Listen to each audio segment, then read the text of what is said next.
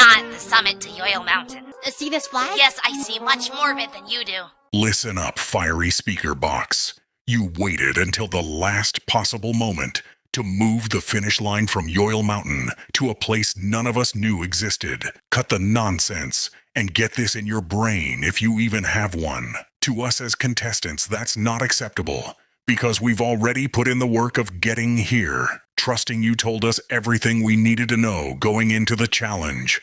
Fiery speaker box. You lying scumbag weasel. What you just did is incredibly deceptive, and the only reasonable reaction to being treated this way is one of shock, disbelief, and unbridled rage, something I'm sure all of us are feeling right now. Listen carefully. Fiery speaker box. The challenge was supposed to be simple. Get to the summit of Yoil Mountain. When we agreed to your game, that's what we were agreeing to. We thought we knew what we would be giving up and what we would be getting. A few days of travel in return for safety in the game. We climbed. We gave up our time. We watched the sky loop through entire days and nights while our legs kept moving ceaselessly. I must add, as they began to ache more and more. You putrid miscreant, you had to have known that there were ups and downs throughout the journey. Moments when we could only wonder, how much farther can I push? How much longer till the journey is done? And you waited till the moment our lungs finally stopped burning to announce a change that you could have told us from the beginning. Rules matter, fiery speaker box. A host runs a contest on clarity. Clarity keeps the rules real. Clarity keeps the struggle meaningful.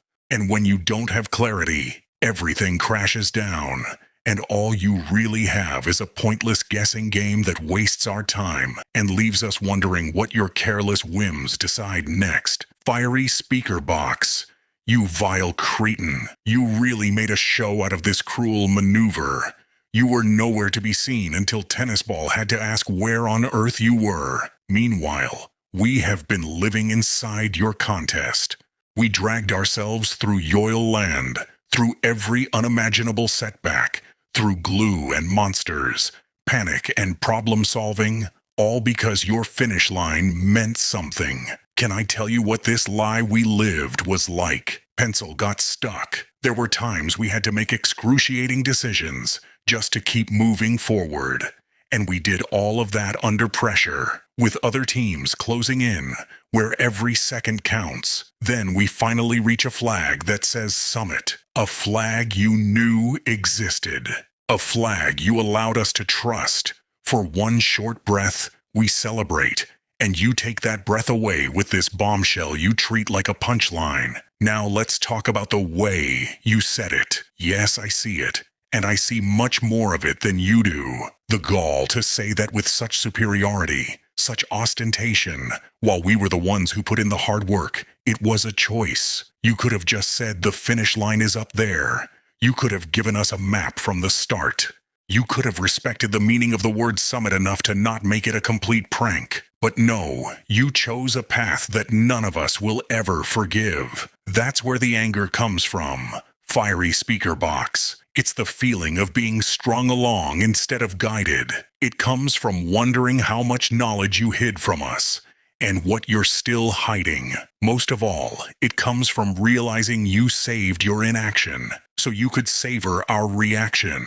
You enjoyed that scream, you misanthropic malefactor. You enjoyed it as our stomachs dropped, and our cortisol spiked. Fiery speaker box. We know you didn't come here to help. You came here for your sick kicks. Do you know what we gave up to get here? The freeze juice thrown, enemies thwarted, risks taken. We made ruthless decisions because your game demanded ruthlessness. And after all that, you snatched the finish line away with your voice and a laugh. That laugh won't be forgotten, fiery speaker box. Ha ha. As if our time is just comic material for you. As if the difference between winning and losing is just some sick joke. And hear this, FSB. When you call this tower much more of it, what Philistines do you make us out to be? We have eyes, you know. We can see how far that pole goes. You're talking about a tower that extends until the world turns to space, an obstacle course that by itself is a challenge and a half. Fiery speaker box. That's a literal second contest you piled on top of us, with no warning whatsoever. But that deceptive act isn't even the half of it. Words carry weight. When we say summit, that means one thing only: the peak of a mountain. It doesn't take a geologist to know a building is not that. A tower bolted to a mountain? That's something else entirely, fiery speaker box. You played fast and loose with those concepts. Yet you acted offended that we believed what you said.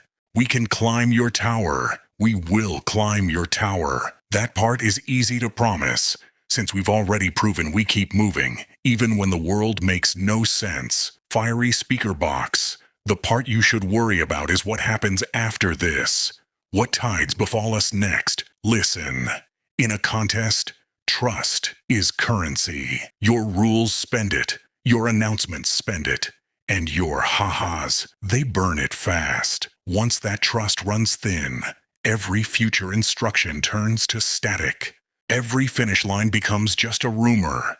Every "I am here" lands like background noise, and not authority. So hear me clearly, fiery speaker box. Be honest. Give us the full truth before you ask us to pay with our time.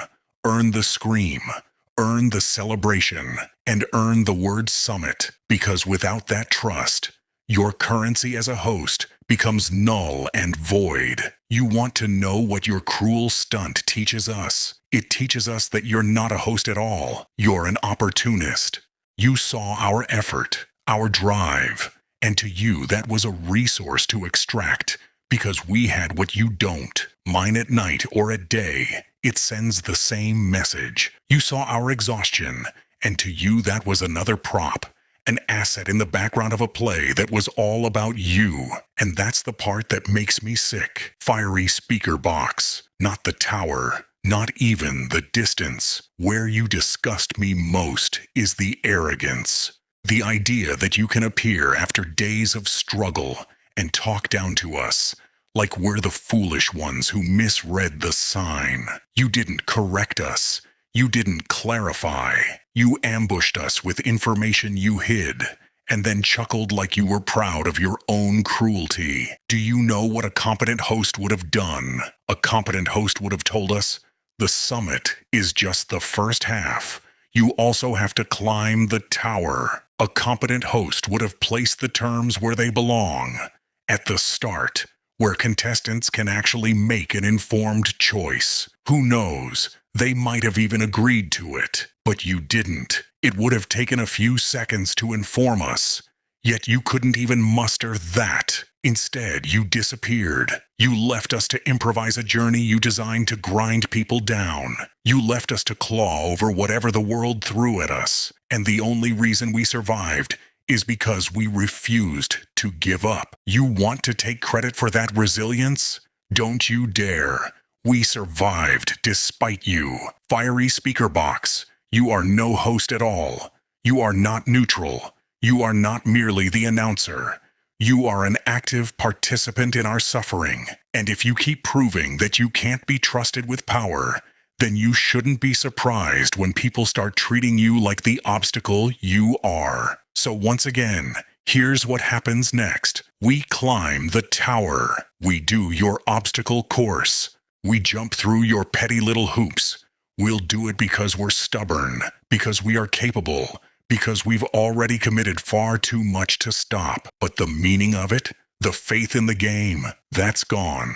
And don't you misunderstand me, fiery speaker box. I'm not threatening you.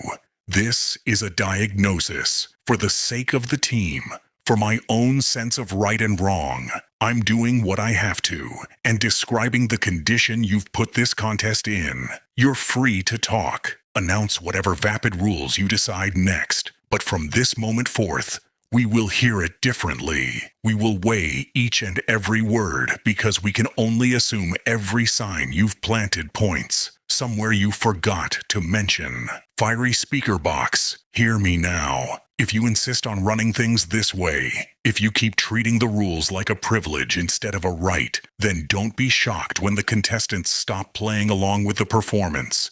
Don't be shocked when your announcements shrink into the void of the cosmos with reckless abandon, because a host who burns trust runs bankrupt eventually. And when you run out of currency, fiery speaker box, all you have left is noise.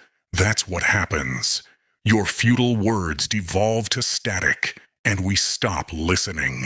Good luck hosting that. Also, Oh my word.